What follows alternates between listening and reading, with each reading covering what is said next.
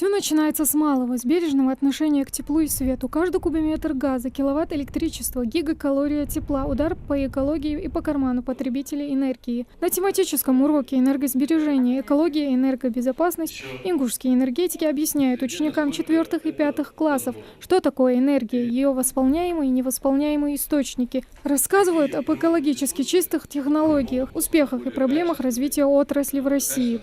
Детям объясняют, снизить бесполезные затраты электрической энергии можно даже за счет таких мелочей, как светлые шторы и обои, тщательно вымытые окна, через которые поступает дневной свет. Для учащихся такой урок еще и возможность выучить правила безопасного обращения с электроприборами и многое другое. Беседа была интересная, ребята с восторгом слушали энергетиков и сами вступили в дискуссии, задавали очень много вопросов и, в принципе, говорили о известных им способах энергосбережения.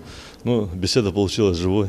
Лекцию разделили на две части. Если в первой ученикам объясняли методики энергосбережения, то во второй рассказали о правилах безопасного поведения с электроприборами, с объектами, находящимися под напряжением. Активные слои населения и самые такие дети, которые находят время для игр, для развлечения. Значит, понятно, до обеда они в школе, после обеда они остаются сами по себе, которые находят, значит, и куда залезть, и куда забраться, и с чем поиграть. Во избежание всяких непредсказуемых ситуаций мы проводим эти мероприятия. Школьникам рассказывают о вреде, который наносит окружающей среде современные атомные станции. Их эксплуатация может вызвать опасные для всего живого. Ребята не упустили случая задать волнующие их вопросы лекторам. На мероприятии мы узнаем много нового. Например, что вода проводит электричество и что влажные деревья тоже. Также мы узнали о энергосбережении и о правилах безопасности. Например, когда мы включаем приборы, обязательно надо их выключать, ведь может произойти замыкание. Я экономлю энергию тем самым, что перед тем, как уйти или выйти из комнаты, я выключаю свет, я выключаю воду. Когда я сижу за электронными предметами и куда-то ухожу, я обязательно их выключаю. Что больше энергии берут лампочки. Когда они очень долго горят, они нагреваются, и некоторые даже лампочки могут взорваться.